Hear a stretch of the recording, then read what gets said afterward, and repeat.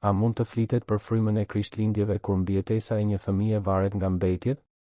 Atë natë, dhimbja foli më zë të lartë.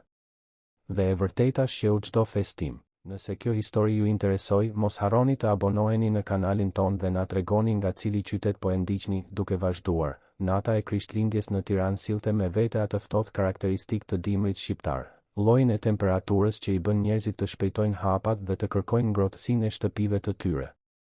Rrugët e lagjes së bllokut, edhe me gjallërinë e tyre të zakonshme, filluan të boshatiseshin. Klientët e fundit dilnin të ngarkuar me qese shumë ngjyrëshe, dhurata të mbështjella dhe lista blerjesh më në fund të përfunduara. Supermarketi Familja, i vendosur në cep të rrugës Ibrahim Rugova me rrugën Sami Frashëri, përgatitej të mbyllte edhe një vit tjetër funksionimi. Brenda ambientit, dritat fluoreshente zhurmonin lehtë mbi korridoret që fillonin të fitonin heshtjen tipike të fundit të orarit.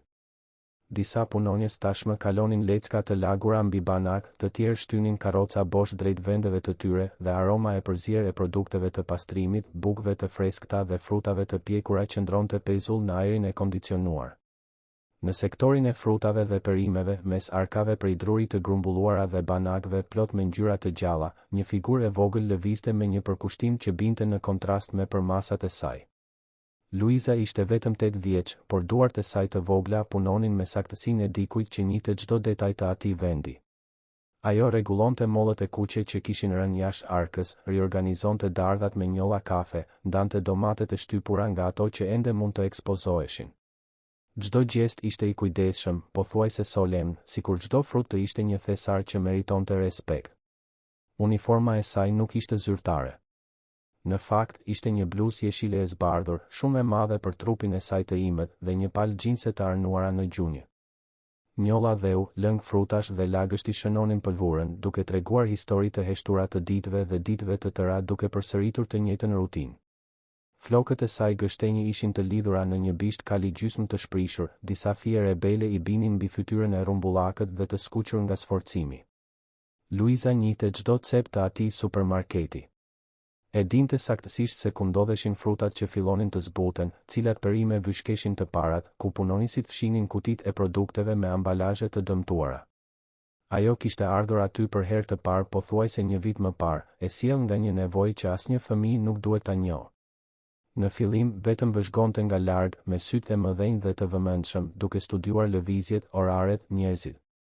Më pas, me droj, ofroi të ndihmonte për të mbledhur disa kuti boshe. Dhe kështu, pak nga pak, puna e saj e heshtur u bë pjesë e rutinës së padukshme të vendit. Askush nuk e kishte punësuar zyrtarisht. Askush nuk kishte nënshkruar asnjë letër.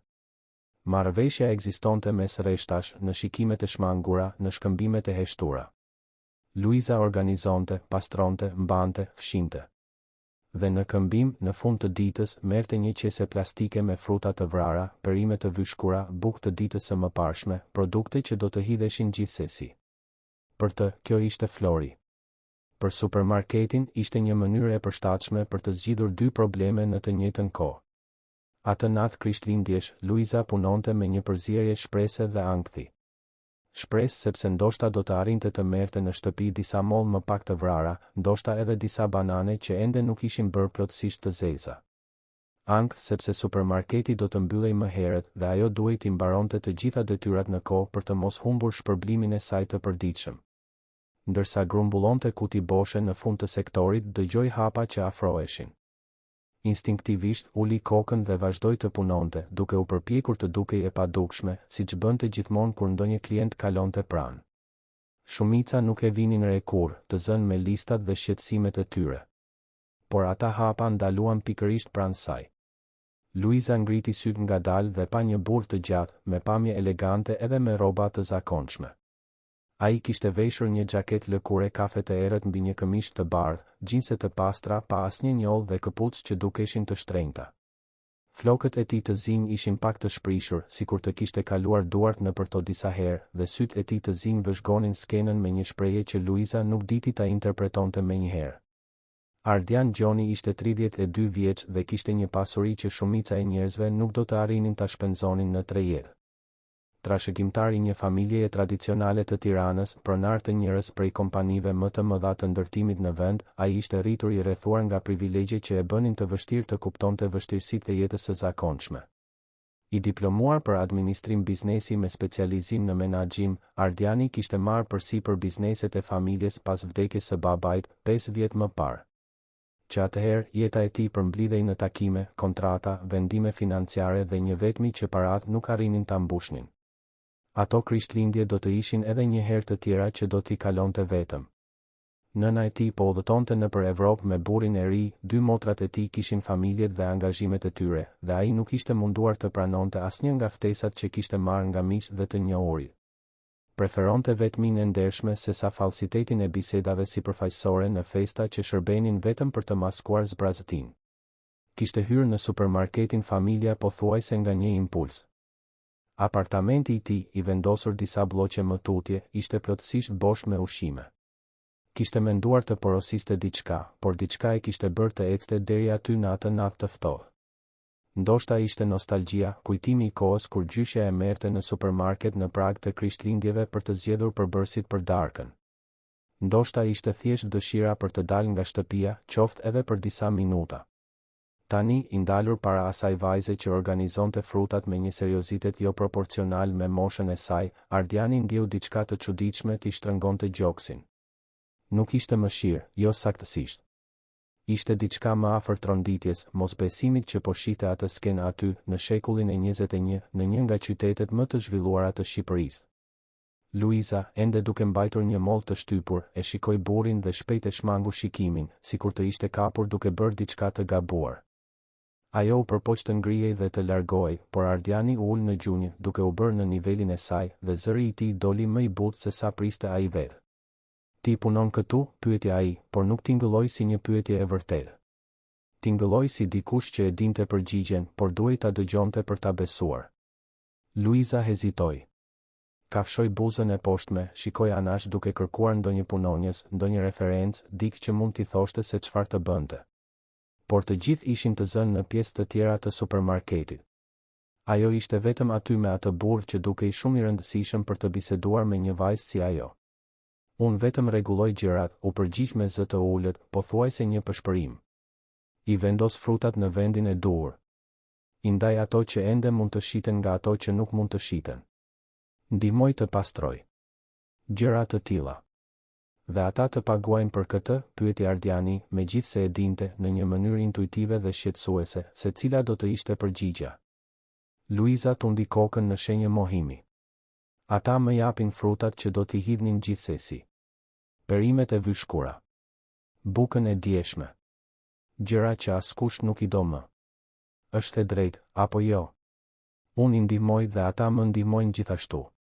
Pafajësia me të cilën ajo fliste, sikur ajo marrëveshje të ishte plotësisht normale dhe e pranueshme, bëri që Ardiani të ndjente një zemërim që rritej brenda tij. Jo zemërim ndaj vajzës, sigurisht. Zemërim ndaj atyre që e lejonin këtë. Zemërim ndaj një sistemi që normalizonte një fëmijë që punonte në këmbim të mbeturinave. Zemërim ndaj vetes, ndoshta, që jetonte në një flusk ku këto gjëra thjesht nuk ekzistonin në fushën e tij të shikimit. Sa vjeç je? Pyeti ai, duke u përpjekur ta mbante zërin të qetë. 8. Do të bëj 9 në mars. Ti duhet të ishe në shtëpi. Me familjen tënde. Duke parë televizor, duke luajtur, duke bërë gjëra fëmijësh. Jo këtu, duke punuar në prag të Krishtlindjeve. Luiza ngriti supet, një gjest i vogël dhe i dorëzuar që dukej shumë i vjetër për atë trup të ri.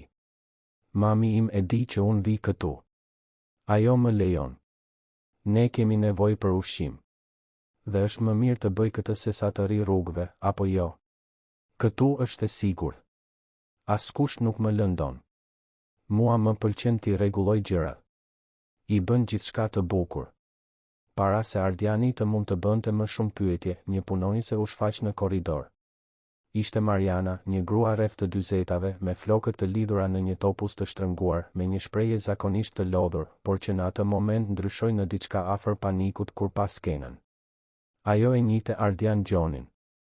Të gjithë në Tiranë që punonin në tregti e njihnin, ose të paktën njihnin emrin e familjes. Ajo e dinte se ai burr kishte ndikim, lidhje, fuqi. Dhe ajo e dinte gjithashtu se skena para saj mund të nënkuptonte fundin e punës së saj nëse nuk menaxhohej me kujdes. Zoti Gjoni, tha Mariana, duke sforcuar një buzëqeshje ndërsa afrohej me shpejtësi. Ti do të ikësh tani, apo jo, Luiza? Është koha. Mund të shkosh të marrësh gjërat e tua. Luiza shikoi Ardianin, pastaj Marianën, e hutuar se çfarë duhej të bënte. Kishte një tension në ajër që ajo nuk e kuptonte plotësisht, por e ndjente në stomak, atë ndjenjën e keqe kur diçka nuk shkon mirë, por nuk e di saktësisht se çfarë. Prit një moment, tha Ardiani, duke u ngritur dhe duke qëndruar në gjatësinë e tij të plot, gjë që bëri që Mariana të tërhiqej instinktivisht një hap prapa. Dua të kuptoj më mirë se çfarë po ndodh këtu. Kjo vajzë punon për supermarketin. Jo saktësisht punon, zotëri. Ajo thjesht pëlqen të ndihmoj. E dini si janë fëmijët, ndonjëherë u pëlqen të ndihen të dobishëm. Nëna e saj e di, e autorizon. Ne thjesht e lëm të organizoj disa gjëra të vogla dhe I japim disa produkte që do të hidheshin gjithsesi. Është një shkëmbim I drejtë. Të gjithë fitojnë. Një shkëmbim I drejtë, përsëriti Ardiani dhe toni I zërit të tij bëri që Mariana të gëlltitej me vështirësi. Një fëmijë 8 vjeç që shkëmben punën për ushqim që do të hidhej në plera. Këtë e quani ju të drejtë. Zotëri, ju lutem, nuk është tamam kështu. Shikoni, nëse doni të flisni me menaxherët, ata mund t'ju shpjegojnë më mirë. Por ju garantoj se asgjë e gabuar nuk po ndodh këtu. Luizës I pëlqen të vi.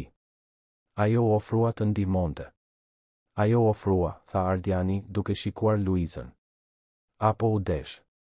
Heshtja që pasoi ishte e rëndë. Mariana përpiqej të gjente fjalë që mund ta rregullonin situatën, por çdo sekondë që kalonte e bënte gjithçka më të komplikuar. Punonjës të tjerë filluan të vërenin tensionin dhe u afruan në mënyrë diskrete, kurioz por duke mbajtur distancë. Ku janë menaxherët tani? Pyeti Ardiani. Në zyrë, zotëri. Duke mbyllur arkën e ditës. Por është pothuajse koha për të mbyllur, ndoshta është më mirë të ktheheni një ditë tjetër dhe. Shkothiri ata. Tani. Toni nuk linte hapësirë për negociata. Mariana shikoi përreth duke kërkuar mbështetje, por gjeti vetëm shikime të ulura. Ajo pshertiu, I bëri shenjë Luizës të qëndronte aty ku ishte dhe u largua me nxitim drejt pjesës së pasme të supermarketit. Luiza mbeti e palvizur duke përqafuar mollën e shtypur kundër gjoksit sikur të ishte një lodër. Ardiani vuri re atëherë se ajo po dridhej, jo nga I ftohti, por nga frika. Frika se kishte shkaktuar një problem. Frika se do të humbiste burimin e saj të ushqimit. Frika nga pasojat që ajo nuk mund t'i parashikonte, por e dinte se do të ishin të këqija. Hej, tha ai, duke u ulur përsëri. Mos u shqetëso. Ti nuk ke bërë asgjë të gabuar. Absolutisht asgjë. Gjithçka do të shkojë mirë. Por ajo nuk dukej se e besonte dhe Ardiani nuk mund ta fajsonte. Ai vetë nuk ishte I sigurt se çfarë do të vinte më pas. Vetëm e dinte se nuk do të mund të largohej nga aty dhe të pretendonte se nuk kishte parë asgjë. Nuk do të mund të kthehej në apartamentin e tij bosh, të përgatiste darkën e tij të vetmuar dhe thjesht ta harronte atë vajzë 8 vjeçare që organizonte fruta të vrara në këmbim të mbeturinave. Në pjesën e pasme të supermarketit, brenda një zyre të ndriçuar dobët, plot me letra të grumbulluara dhe një kompjuter të vjetër, Artani dhe Claudia Hoxha po numëronin paratë e ditës. Ata ishin pronar të supermarketit familja prej 15 vitesh, që kur e blen ambientin nga një pronar I vjetër që donte të dilte në pension. Kishin ndërtuar një reputacion të arsyeshëm në lagje, asgjë spektakolare, por mjaftueshëm për ta mbajtur biznesin në funksionim në një treg gjithnjë e më konkurrues. Kur Mariana hyri me frymëmarrje të prerë në zyrë duke folur rrëmujshëm për një klient të rëndësishëm, një vajzë, probleme, pyetje, Artani ndjeu gjakun t'i ngri. Ai e dinte saktësisht se për kë po fliste Mariana. E njëjtë situatën e Luizës sepse kishte qenë ai vetë që e kishte miratuar muaj më parë atë marrëveshje jo zyrtare. Në atë kohë dukej si një zgjidhje praktike. Vajza kishte nevojë për ushqim, supermarketi kishte mbeturina që do të shkonin në plera gjithsesi, dhe ajo ishte e gatshme të bënte detyra të vogla që lironin punonjësit për punë më të rëndësishme. I dukej, në kokën e tij, një shembull I solidaritetit modern. Tani, duke dëgjuar Marianën të përshkruante shprehjen e burrit, mënyrën se si ai kishte bërë pyetje, mënyrën se si e kishte parë situatën, Artani kuptoi se racionalizimi i tij i përshtatshëm ishte gati të shembej. Kush është klienti? Pyeti Klaudia, duke mbyllur sirtarin e parave. Ardian Gjoni, u përgjigj Mariana, dhe emri bëri që Klaudia të hapte sy. Ardian Gjoni. Nga Gjoni Konstruksion. Po ai. Artani kaloi duart nëpër fytyrë duke ndjer lodhjen e një viti të tërë dhe peshën e asaj që ishte gati të ndodhte. Ai e dinte se nuk mund ta injoronte thjesht. Jo kur bëhej fjalë për dikë si Ardian Gjoni, dikë që me një fjalë mund ta mbyllte supermarketin ose t'i shkatëronte reputacionin. Jo kur situata, e parë nga sytë e jashtëm, nga sytë që nuk ishin mësuar me negociatat morale që tregtia ndonjëherë kërkonte, duke I kaq e gabuar. Hajde, tha ai më në fund, duke hequr përparsen dhe duke rregulluar këmishën. Të shkojmë ta zgjidhim këtë. Kur Artani dhe Klaudia arritën në sektorin e frutave dhe perimeve, gjetën Ardianin ende të ulur pranë Luizës, duke biseduar me të me zë të ulët. Skena kishte diçka surreale, ai burr qartësisht I pasur dhe I fuqishëm, në gjunjë në dyshemen e një supermarketi, duke folur me një vajzë që mbante një mollë të vjetër sikur të ishte gjëja më e rëndësishme në botë. Mirë mbrëma, tha Artani, duke shtrirë dorën me një buzëqeshje që përpiqej të dukej e sinqert, por doli e tensionuar. Unë jam Artan Hoxha, pronari I ambientit. Kjo është gruaja ime Klaudia. Dëgjova se ka ndonjë shqetësim. Ardiani u ngrit ngadalë, por nuk ja shtrëngoi dorën e shtrirë. Vetëm e shikoi Artanin me një shprehje që bëri që burri ta ulte krahun me siklet. Shqetësim është një fjalë interesante për të përshkruar një fëmijë 8 vjeç që punon në këmbim të plehrave. Nuk është tamam kështu, zoti Gjoni. Shoh që na njihni, gjë që është një nder, me qëra fjala. Por mendoj se ka pasur një keqkuptim. Luiza nuk punon këtu. Ajo thjesht ndihmon pak me dëshirën e saj dhe ne, si shpërblim, I japim disa produkte që nuk do të mund t'i shisnim gjithsesi. Është një gjestë bamirësie, në fakt bamirësi, përsëriti Ardiani fjalën sikur të kishte shije të hidhur. Sa e përshtatshme. Ju fitoni punë falas dhe ende ndiheni bamirës që I jepni asaj atë që do ta hidhnit në plehra gjithsesi. Klaudia bëri një hap përpara, duke u përpjekur ta zbusë situatën me një buzëqeshje amësore.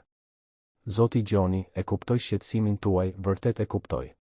Por ju duhet të kuptoni se situata e familjes së Luizës është delikate. Nëna e saj po kalon vështirësi. Ne po ndihmojmë në mënyrën që mundemi. Nëse thjesht do t'i jepni ushqim pa bërë asgjë, do të ishte asistencializëm, apo jo? Kështu, ajo mëson vlerën e punës, ndihet e dobishme, fiton vetbesim.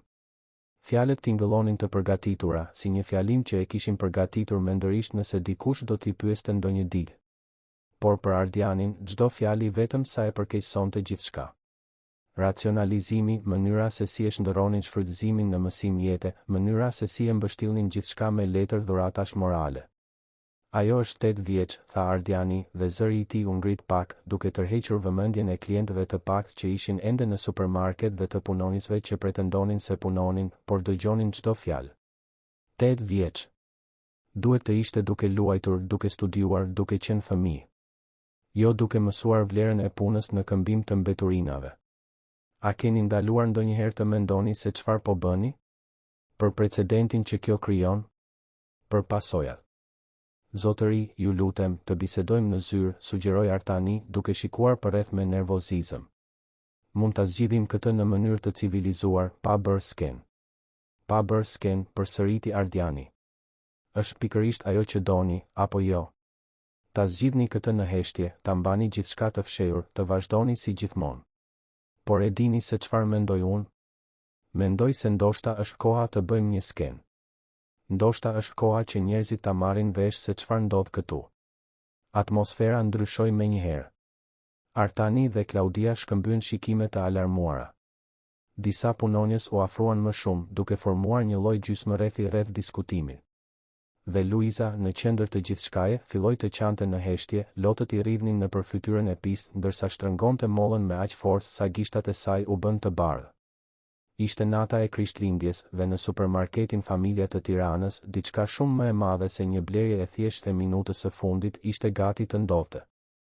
Diçka që do të ndryshonte jetë, do të zbulonte të vërteta të fshehura dhe do të tregonte se ndonjëherë shpengimi vjen nga vendet më të papritura. Dhe gjithçka kishte filluar me një burr të vetmuar, një vajzë të harruar nga sistemi dhe një moll të shtypur që vlente më shumë se flori për atë që njihte vetëm urinë. Lotët e Luizës rridhnin në heshtje, por ishin më elokuente se çdo fjalë që mund të thuaj. Ajo nuk e kuptonte plotësisht se çfarë po ndodhte, por dinte ta njihte atë lloj tensioni në ajër. Ishte i njëjti tension si kur nëna e saj debatonte me pronarin e shtëpisë për qiran e prapambetur. I njëjti tension si kur fqinjet e shikonin me atë përzierje mëshire dhe sikleti. Tensioni që i paraprinte ndryshimeve dhe ndryshimet në përvojën e shkurtër por intensive të jetës së Luizës rrallëherë ishin të mira. Ardiani pa lotët dhe ndjeu diçka të thyej brenda tij. Ajo vajzë nuk duhej të ishte aty, nuk duhej të qante, nuk duhej të mbante peshën e vendimeve dhe situatave të krijuara nga të rriturit që duhej ta mbronin.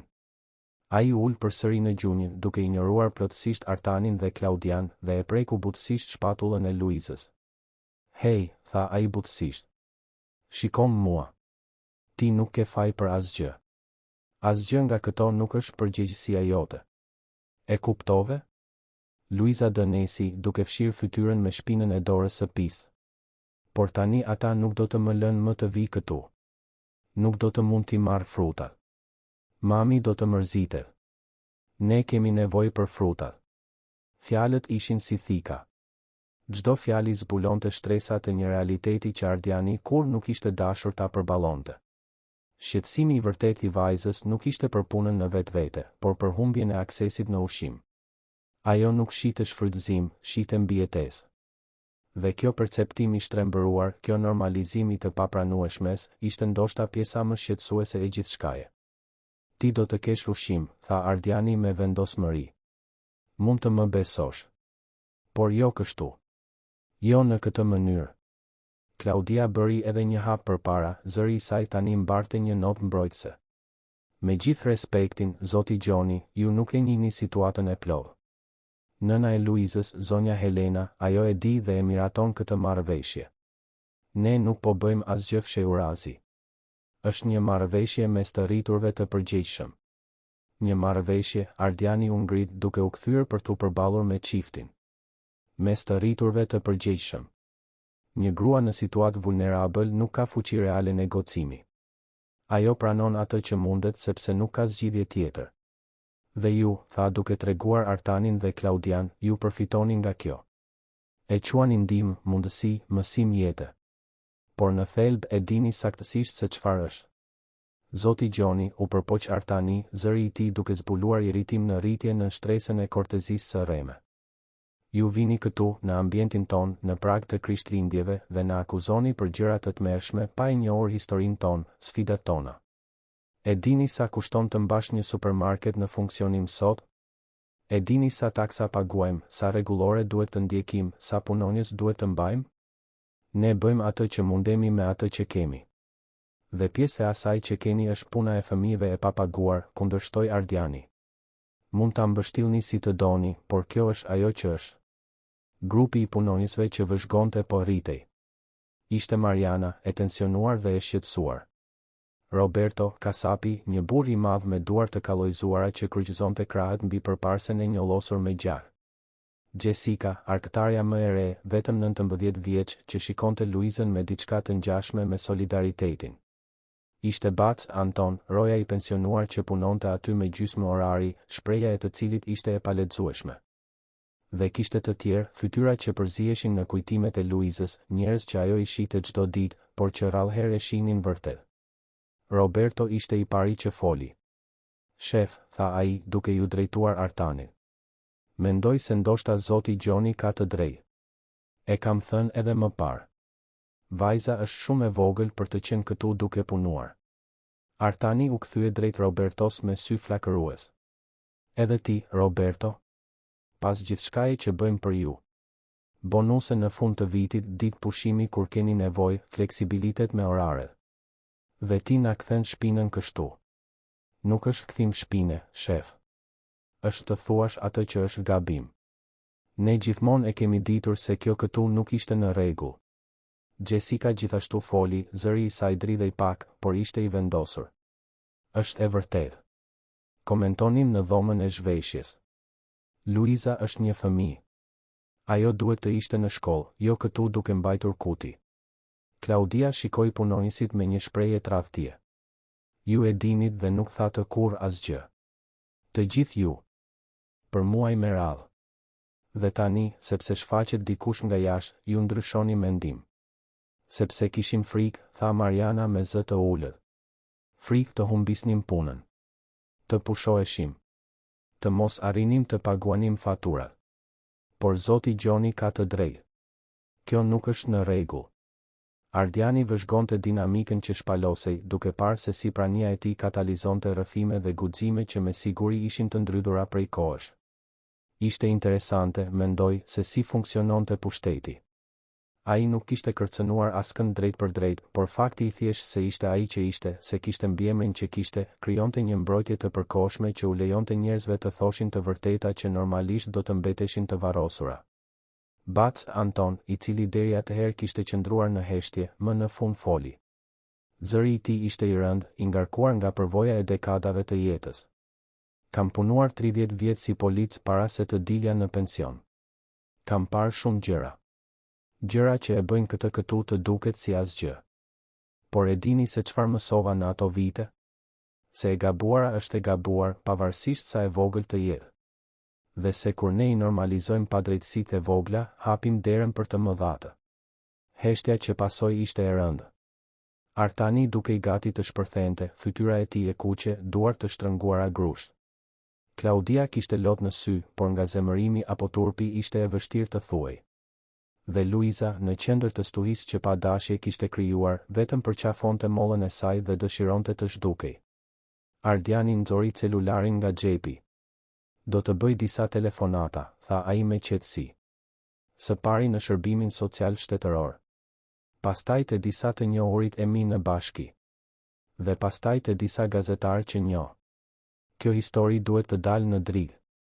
Jo, bërtiti Luiza pa pritur, duke I befasuar të gjithë. Të lutem mos e bëj këtë. Mami im do të ketë probleme. Ajo nuk ka bërë asgjë të gabuar. Ajo vetëm po përpiqet të kujdeset për mua. Të lutem. Dhimbja në atë zë fëmijëror bëri që Ardiani të ndalonte. Ai shikoi vajzën dhe pa tek ajo diçka që e njohu nga vetja, diçka që e kishte humbur gjatë viteve, por që ende pulsonte diku brenda tij. Vulnerabilitet. Frikë. Dëshira e dëshpëruar për të mbrojtur ata që donte. Nëna jote nuk do të ketë probleme, tha Ardiani, duke futur celularin në xhep. Të premtoj. Por duhet ta ndryshojmë këtë situatë. Në mënyrën e duhur. Artani pa një hapësirë dhe e shfrytëzoi. Zoti Gjoni, të jemi të arsyeshëm. Po, ndoshta situata nuk është ideale. Ndoshta mund të bëjmë më mirë. Ç'thoni thoni për këtë? Duke filluar nga nesër, Luiza nuk punon më këtu. Por ne vazhdojmë t'i dhurojmë ushqim familjes së saj. Pa kundër shpërblim. Bamirësi e pastër. Të gjithë fitojnë. Ishte një përpjekje për kontrollin e dëmit, një ofertë e llogaritur për të minimizuar pasojat. Ardiani e njohu manovrën menjëherë. Të pranonte do të ishte zgjidhja më e lehtë. Do të zgjidhte problemin imediat të Luizës, do t'i jepte fund situatës së sikletshme, do t'u lejonte të gjithëve të ktheheshin në jetët e tyre. Por nuk do të ndryshonte asgjë strukturalisht. Nuk do të pengonte që Artan dhe Klaudia të tjerë të përsërisnin të njëjtin model me Luiza të tjera. Nuk mjafton, tha Ardiani. Por është një fillim. Ndërkohë, u kthye ai drejt Luizës. Ku banon? Në kombinat, u përgjigj ajo me zë të ulët. Në rrugën Dëshmorët e Lirisë. Ardiani e njihte lagjen. Ishte një nga zonat më të varfra të Tiranës, ku shtëpitë e pasigurta grumbulloheshin në terrene të parregullta, ku kanalizimet ishin të mangëta dhe dhuna një realitet I përditshëm. Ndodhej disa kilometra larg bllokut, por ishte një botë krejtësisht e ndryshme. Afërsia gjeografike vetëm sa e bënte distancën socio-ekonomike më absurde. Do të çoj unë në shtëpi, tha Ardiani. Dua të bisedoj me nënën tënde. Luiza shikoi Artanin dhe Klaudian, sikur po kërkonte leje. Gjesti, kaq automatik dhe zbulues I dinamikës së pushtetit të vendosur, bëri që Ardiani të ndjente përsëri zemërim. por ai u përmbajt duke pritur. Mund të shkosh, tha Artani më në fund, imposhtur. Merr frutat që ke ndarë. Dhe nesër mund të vish të marrësh më shumë nëse dëshiron. Pa punuar. Siç ram dakord. Luiza ende hezitoi, por Jessica u afrua, mori një qese të madhe plastike dhe filloi ta mbushte me frutat më të mira që gjeti. Jo ato të vrara, jo ato që do të shkonin në plehra. Mollë të kuqe vezulluese, banane të verdha panjolla, portokalle perfekte, dardha të pjekura në pikën e duhur. Ajo e mbushi qesen derisa pothuajse u derdh, pastaj e lidhi me një ny të fortë dhe ia dha Luizës. Për ty, tha ajo me një buzëqeshje të bullë. Gëzuar Krishtlindjet. Luiza e pranoi qesen me sy të zgurdulluar. Kur nuk kishte marrë në shtëpi fruta kaq të bukura. Gjithmonë ishin ato të refuzuarat, ato që askush tjetër nuk i donte. Ta kishte atë në duar i duke jo reale, sikur do të mëkatonte duke dashur shumë. Ardiani vëzhgoi skenën dhe ndjeu diçka të rregullohej brenda tij. Ndoshta nuk ishte shumë vonë. Ndoshta ende kishte shpresë. Ndoshta ato Krishtlindje që kishin filluar të zbrazta dhe të vetmuara mund të shndërroheshin në diçka me kuptim. Hajde, tha ai butësisht duke i shtrirë dorën Luizës. Do të çoj në shtëpi. Ata dolën së bashku nga supermarketi, vajza e vogël me qesen e saj me fruta perfekte dhe burri i gjatë që zbuloi se e gjithë pasuria e tij nuk vlente asgjë nëse nuk shërbente për të ndryshuar jetë që kishin nevojë të ndryshoheshin. Pas tyre, në supermarketin familja, punonjësit dhe pronarët mbetën në heshtje, secili duke përpunuar në mënyrën e vet atë që sapo kishte ndodhur. Audi i zi i Ardianit ishte parkuar përballë supermarketit. Kur Luiza e pa, sytë e saj u zgurdulluan edhe më shumë. Ajo kur nuk kishte hipur në një makinë kaq të bukur. Në fakt, rrallë hipte në makina, pikë.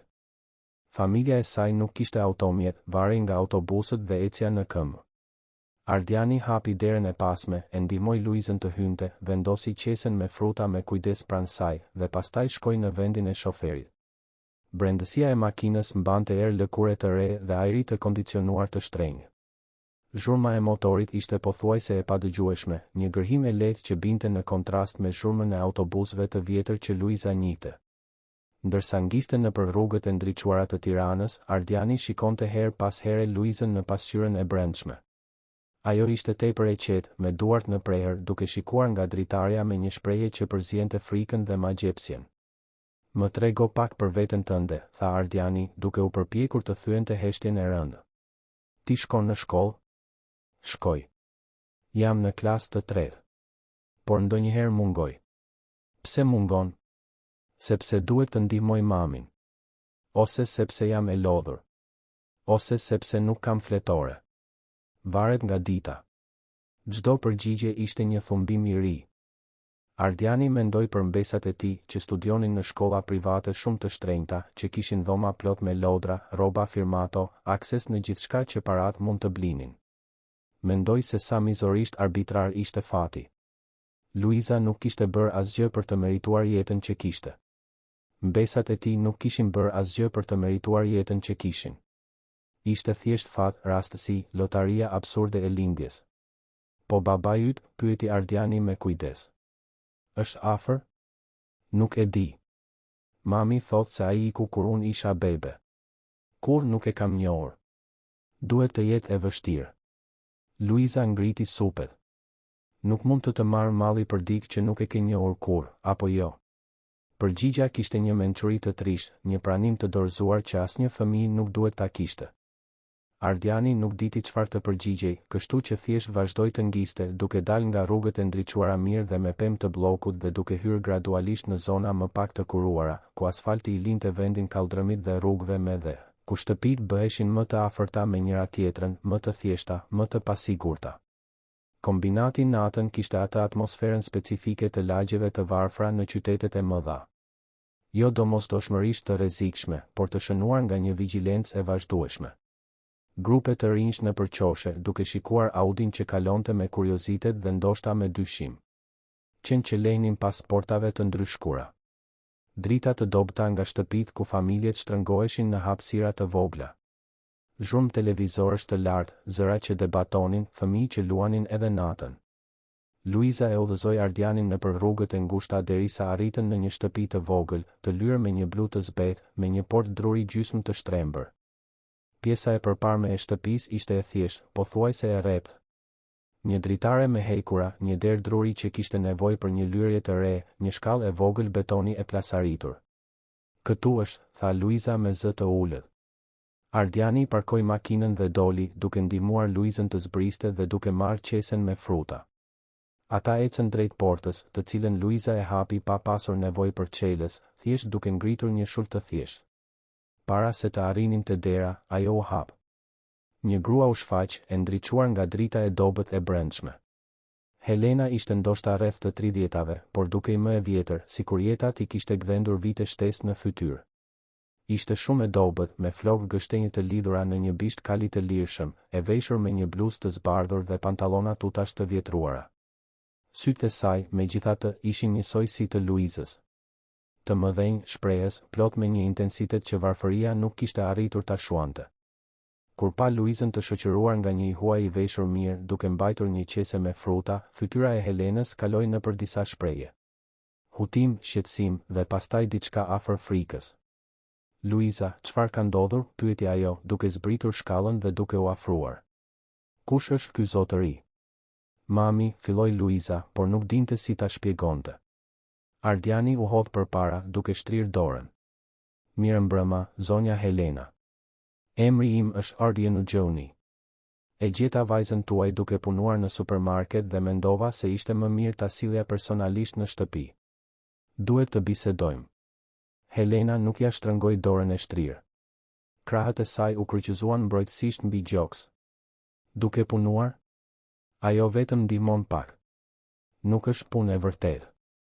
Ata e lënë të marrë frutat që do t'i hidhnin. Është një marrëveshje. Nëse do të ishit në vendin e Helenës, a do të kishit lejuar që vajza juaj të vazhdonte atë marrëveshje apo do të kishit kërkuar një zgjidhje tjetër? Na tregoni në komente. Ardiani pshertiu. Zonja Helena, nuk jam këtu për t'ju gjykuar. E kuptoj se jeni në një situatë të vështirë. Por vajza juaj është 8 vjeç. Ajo nuk duhet të punojë në këmbim të ushqimit. Ka forma të tjera ndihme. Helena qeshi, por ishte një e qeshur e hidhur, pa humor. Forma të tjera? Ju mendoni se unë nuk e di këtë? Mendoni se unë zgjodha që gjërat të ishin kështu? Unë punoj, zotëri. Punoj si pastruese kur gjej punë. Bëj pastrim, laj rroba, hek kuros. Por nuk ka punë çdo ditë. Dhe kur ka, ajo që fitoj mezi paguan qiran dhe drita. Ushqimi që Luiza sjell nga marketi janë këto fruta dhe perime që bëjnë diferencën mes të ngrënit dhe të mos ngrënit. Kështu që po, zotëri i pasur që vjen këtu të më japësh leksione morali, e lash vajzën time ta bënte atë marrëveshje. Sepse nuk kisha zgjidhje më të mirë. Fjalët ishin të ashpra, por të ngarkuara me një dhimbje të thellë. Ardiani pa në to jo zemërim të drejtuar specifikisht ndaj tij, por zemërim kundër një sistemi, kundër një jete që nuk ofronte alternativa reale, kundër padrejtësisë së të duhurit të zgjedhësh mes dinjitetit dhe mbijetesës. Ju keni të drejtë, tha Ardiani me qetësi, duke e befasuar Helenën. Unë erdha këtu nga flluska ime e privilegjit duke u përpjekur të zgjidh në 5 minuta atë që ju e përballoni çdo ditë. Dhe me siguri u duk arrogant duke e bërë këtë. Por zonja Helena, dëgjoni. Unë dua të ndihmoj. Vërtet. Jo me bamirësi që na bën të ndihemi mirë, por nuk ndryshon asgjë. Dua të ndihmoj në një mënyrë që bën diferencë reale. Helena e studioi me dyshim. Pse? Çfarë jam unë për ty? Çfarë është Luiza për ty? Edhe një projekt krishtlindjesh i njerëzve të pasur që duan të ndihen të mirë? Fjalët dhembën sepse mbartnin një farë të vërtetë. Ardiani e pranoi këtë me ndershmëri. Ndoshta, pranoi ai. Ndoshta është pikërisht kjo. Ose ndoshta është fakti që unë kalova gjithë ditën vetëm në apartamentin tim të shtrenjtë, i rrethuar nga gjëra që nuk kanë asnjë kuptim, duke u përgatitur për një krishtlindje që nuk ka asnjë qëllim. Dhe pastaj pash vajzën tuaj. Dhe për herë të parë pas shumë kohësh, ndjeva se kishte diçka që mund të bëja që vërtet kishte rëndësi. Mund të më quani egoist. Ndoshta jam. Por qëllimi këtu është i sinqertë. Helena vazhdoi ta shikonte, duke e vlerësuar, duke e peshuar. Më në fund, ajo pshërtiu. Hyni. Nuk do të lejoj ta bëjmë këtë bisedë te porta me të gjithë fqinjet që dëgjojnë. Ata hynë në shtëpinë e vogël. Dhoma e ndenjes ishte e vogël, me një divan të vjetër të mbuluar me një copë, një televizor të vjetër mbi një tavolinë druri, mure të zhveshura që dikush ishte përpjekur t'i mbulonte me postera të lirë. Por ishte e pastër. Shumë e pastër. Çdo sipërfaqe shkëlqente nga pastërtia. Gjërat e pakta që ishin të organizuara me kujdes. Ishte dinjiteti i atyre që nuk kishin pothuajse asgjë, por kujdeseshin për të paktën që zotëronin. Helena i ofroi divanin Ardianit, i cili e pranoi. Luiza u ul pranë nënës së saj, duke u mbështetur tek ajo siç do të bënte një fëmijë shumë më i vogël. Helena i kaloi krahun rreth vajzës automatikisht, një gjest mbrojtës që thoshte më shumë se sa mund të thoshin fjalët. Më tregoni për situatën tuaj, kërkoi Ardiani. Gjithçka. Nuk do të largohem nga këtu pa e kuptuar plotësisht se me çfarë po përballeni. Dhe Helena tregoi. Tregoi për burrin që iku kur lindi Luiza, nuk u kthye kurrë më, nuk pagoi kurrë pension ushqimor, thjesht u shduk. Tregoi për përpjekjet për të mbijetuar me punë informale dhe të paqëndrueshme. Për Qiran që konsumonte pjesën më të madhe të asaj që fitonte. Për mungesën e familjarëve të afërt që mund ta ndihmonin, pasi kishte ardhur nga një qytet tjetër duke ikur nga situata edhe më të këqija. Për turpin e të kërkuarit ndihmë, të ndjerit vazhdimisht e dështuar si nën. Për përpjekjet për të regjistruar në programet sociale, por humbjen në burokraci. Për shkollën që bënte presion që Luiza të kishte uniformë të përshtatshme dhe materiale shkollore që ajo nuk mund t'i blinte. Për çdo ditë që ishte një ekuacion i pamundur për të mbyllur llogarit me nevojat themelore. Ndërsa dëgjonte, Ardiani kuptoi se kishte njohur vetëm një pjesë të vogël të historisë.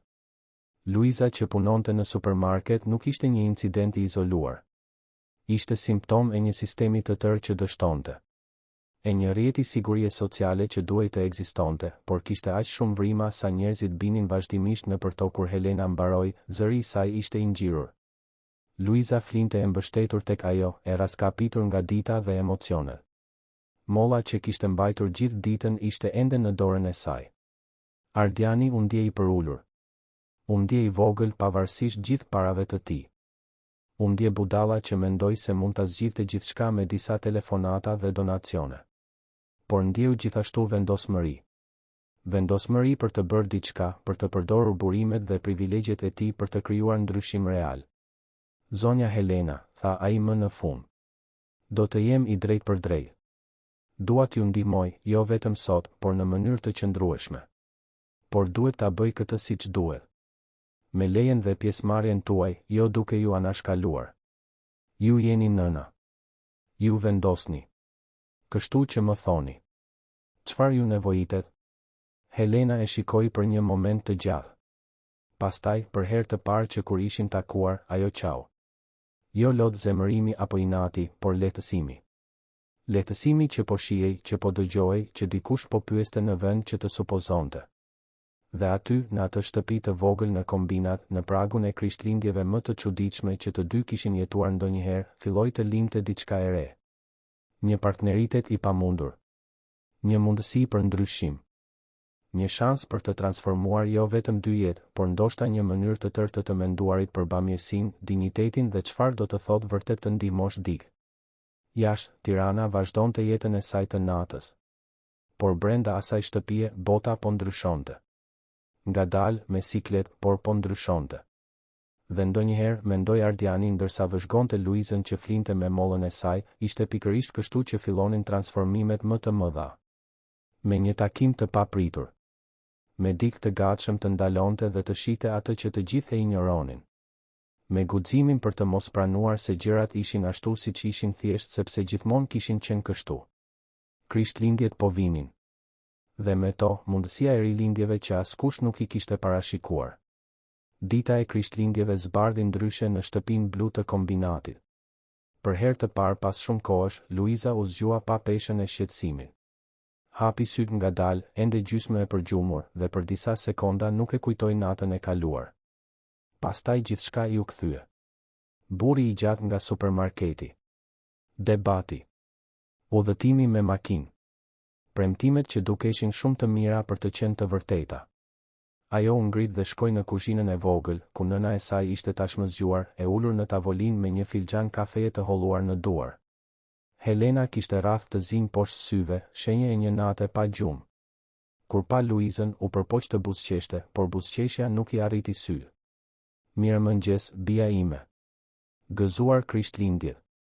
Gëzuar Krishtlindjet, mami.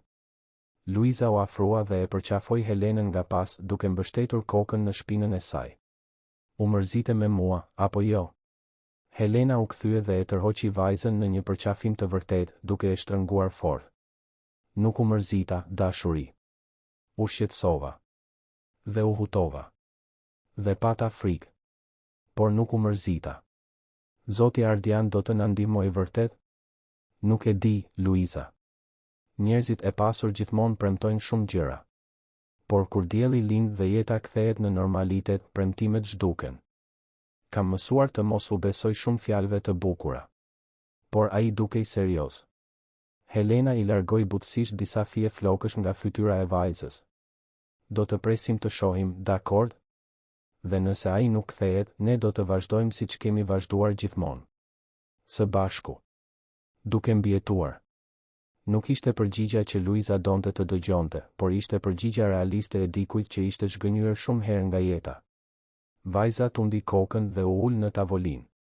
Në frigoriferin e vjetër që gërhiste në cep të kuzhinës, frutat e bukura që Jessica i kishte dhënë zinin pothuajse të gjitha raftet. Duke jo reale, gjithë ajo bollë. Do të bëjmë një sallatë frutash shumë të bukur për drek, tha Helena, duke u përpjekur të sillte lehtësi në moment. Dhe kemi oriz, fasule dhe një pul që ma dha dje zonja Marisa. Do të jetë një drek e vërtet krishtlindjesh. Ishte një drek modeste krishtlindjesh për standardet e shumicës, por për Helenën dhe Luizën përfaqësonte luks. Dhe në atë moment, para se dita të sillte pasigurit dhe mundësitë e saj, ato kishin njëra tjetrën dhe ushqim në tavolinë. Ndonjëherë, mendoi Helena, duhej të festoheshin fitoret e vogla, sepse ishin ato që të mbanin gjallë. Ndërkohë, në anën tjetër të qytetit, Ardiani u zgjua në apartamentin e tij të gjerë me pamje nga Parku i Madh i Tiranës. Vendi ishte një shembull i dizajnit bashkëkohor dhe minimalist. Mobilje firmato, vepra arti në mure, kuzhinë e pajisur me elektroshtëpiake të teknologjisë së fundit që rrallë i përdorte. Gjithçka e patëmet, gjithçka e shtrenjtë, gjithçka e zbrazët nga kuptimi real. Ai u ul në krevatin king size dhe mori celularin nga komodina. Ishte ora 8 e mëngjesit. Normalisht do të zgjohej më vonë në ditën e festës së Krishtlindjeve, do ta zvarriste ditën me pijame duke parë ndonjë serial, ndoshta duke porositur ushqim të gatshëm. Por sot kishte një qëllim. Sot kishte diçka për të bërë që kishte rëndësi. Ardiani shkoi në zyrën e shtëpisë, ndezi kompjuterin dhe filloi të punonte. Hapi fletë llogaritse, bëri llogaritje, hulumtoi programe sociale, shkroi emaile, ndërtoi strategji. Ai ishte një biznesmen i suksesshëm për një arsye. Dinte të planifikonte, dinte të ekzekutonte, dinte të shndërronte idetë në veprime konkrete. Dhe tani do t'i zbatonte të gjitha këto aftësi për të zgjidhur një problem që nuk kishte të bënte me fitime apo investime, por me njerëz real dhe nevoja njerëzore themelore. Së pari, bëri një listë të plotë. Helena kishte nevojë për punë të qëndrueshme dhe formale, me sigurime. Luiza kishte nevojë për materiale shkollore, uniformë të përshtatshme, mbështetje për të garantuar frekuentim të rregull. Të dyja kishin nevojë për një shtëpi më të mirë, në një vend më të sigurt. Kishin nevojë për akses në shërbime shëndetësore. Kishin nevojë për një rrjet mbështetës. Çdo pikë e listës shpërbëhej në veprime specifike. Për punën e Helenës, Ardiani mendoi për lidhjet e tij. Njëtë dhjetëra biznesmen, pronar hotelesh, restorantesh, kompanish pastrimi profesional. Dikush do të kishte nevojë për një punonjëse të përkushtuar dhe të besueshme. Ai vetë mund ta punsonte për të punuar në administrimin e ndërtesave të tij, nëse do të ishte e nevojshme. Për Luizën, mendoi për shkollat. Jo domosdoshmërisht shkolla private shumë të shtrenjta, por shkolla publike të mira ku mund të garantonte se ajo do të kishte mbështetje të përshtatshme. Mendoi të punsonte një mësuese private për ta ndihmuar të rikuperonte në studime. Mendoj për aktivitete jashtëshkollore që vajza mund t'i pëlqente, sporte apo arte që do të zhvillonin potencialin e saj. Për strehimin, mori në konsiderat pronat e tij. Gjoni konstruksion kishte disa prona, disa të dhëna me qira, të tjera të lira. Mund t'i ofronte një shtëpi të denjë me një qira simbolike apo edhe falas, të strukturuar si një program mbështetjeje sociale të kompanisë. Do të ishte madje mirë për imazhin e kompanisë, mendoj cinikisht dhe pastaj u ndje keq që mendoj kështu. Por e pranoj se nëse interesat e tij personale të sinqerta mund të përputheshin me përfitime praktike për biznesin, nuk kishte asgjë të keqe në këtë. Ndërsa punonte, Ardiani reflektonte mbi bisedën e natës së kaluar me Helenën. Dignitetin me të cilin ajo mbante varfërinë e saj. Turpin që ndjente se kishte nevojë për ndihmë. Krenarin që e bënte të punonte në çdo gjë të disponueshme, sado e keqe të ishte, në vend që të lypte. Ajo nuk ishte një viktim pasive e rrethanave. Ishte një luftëtare, një mbijetuese. Dhe Ardiani kishte kuptuar se çdo ndihmë që do të ofronte duhej ta respektonte këtë. Nuk mund të ishte bamirësi që poshtëronte. Duhej të ishte partneritet që lartësonte. Në mesditë, Ardiani ishte gati. Kishte një plan konkret, kontakte që mund t'i aktivizonte, burime në dispozicion. Mori celularin dhe i telefonoi Helenës. Ajo u përgjigj me dyshim kur pa numrin e panjohur. Zonja Helena, këtu është Ardian Gjoni. Shpresoj të mos ju shqetësoj në ditën e Krishtlindjeve. Pati një pauzë. Jo, zotëri. Mund të flisni. Kam menduar për bisedën tonë të dieshme. Kam ndërtuar disa ide se si mund të punojmë së bashku për të përmirësuar situatën tuaj. Mund të kaloj andej sot pasdite për të biseduar me qetësi? Një pauzë tjetër, më e gjatë. Sot është Krishtlindje, zoti Ardian. E di. Dhe nuk kam asnjë vend tjetër ku do të preferoja të isha. Por nëse ju preferoni të pres deri nesër, është në rregull gjithashtu. Helena shikoi përreth shtëpisë së saj të vogël, Luizën që po ndihmonte të përgatiste drekën, tavolinën që mezi nxinte 4 persona, realitetin e jetës së saj që nuk përputhej me pritjen e vizitave nga milioner. Por diçka në zërin e Ardianit tingëllonte e sinqert. Dhe ajo vendosi t'i jepte atij dhe vetes një shans. Mund të vini.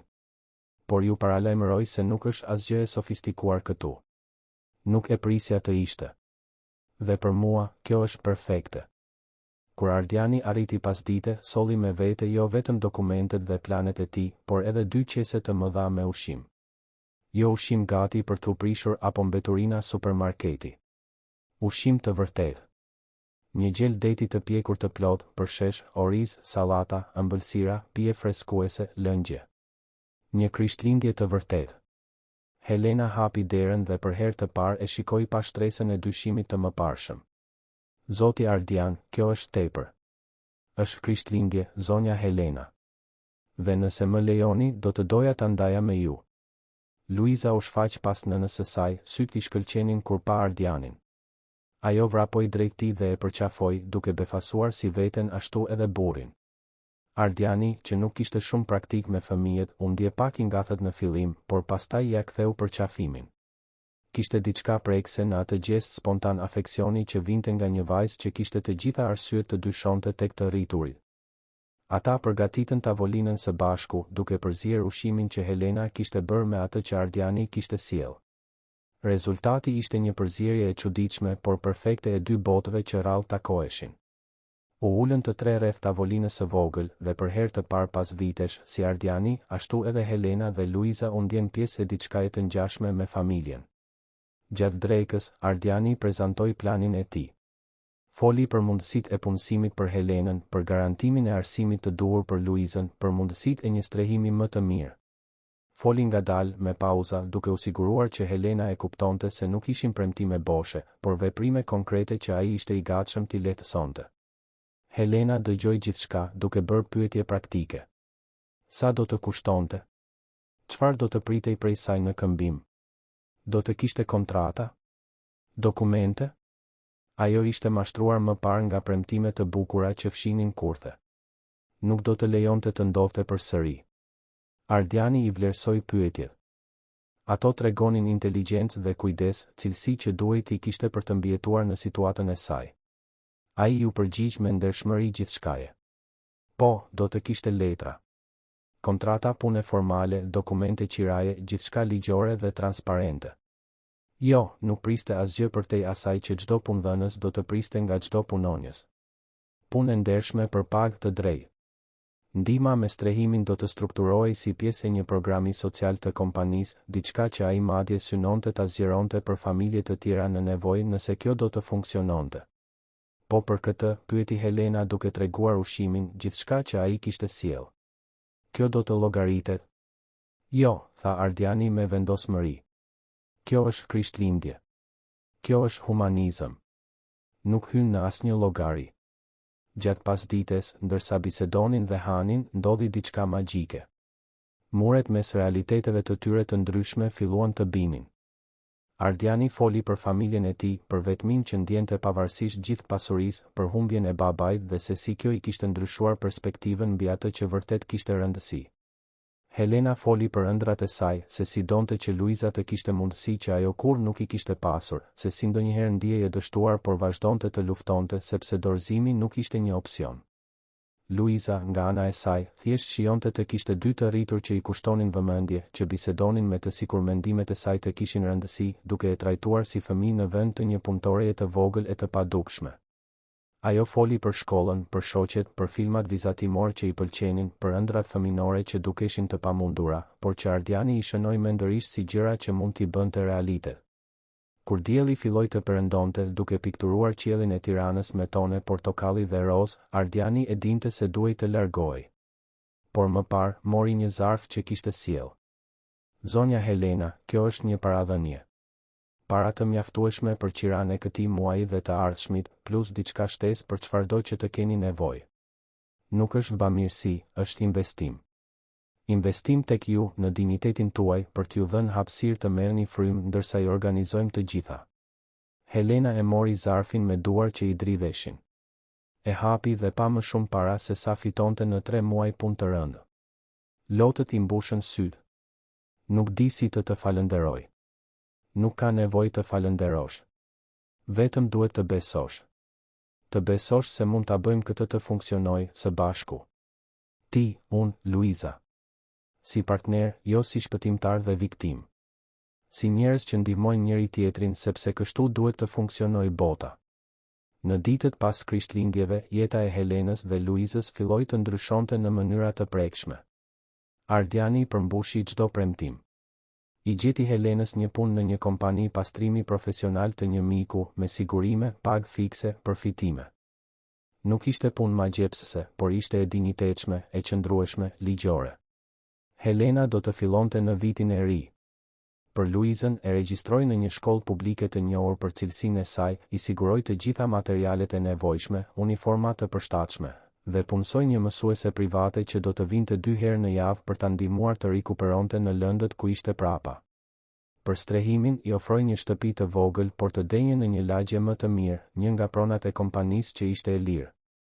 2 dhoma, një banjo e plot, kuzhinë me hapësirë, një dhomë ndenje e arsyeshme.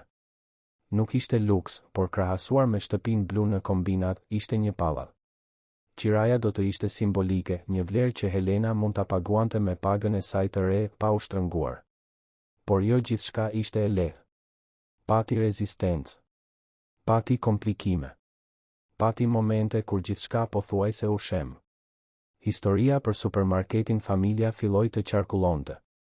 Ardiani nuk kishte thirrur shtypin siç kishte kërcënuar fillimisht, por nuk arriti të pengonte punonjësit të komentonin, fqinjet të thashë themonin, historinë të merrte jetë vetë.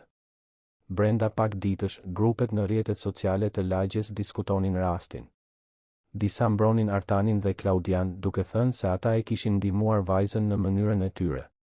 Të tjerë i dënonin, duke kërkuar bojkot të supermarketit. Presioni publik i detyroi Artanin dhe Klaudian të merrnin masa më drastike. Ata njoftuan publikisht se po ndryshonin politikat e tyre, se do të dhuronin ushqime për institucionet e bamirësisë, se kur më nuk do të lejonin situata të ngjashme.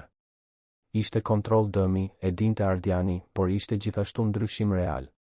Dhe ndonjëherë motivimi kishte më pak rëndësi se rezultatet. Helena u përball me gjykime gjithashtu.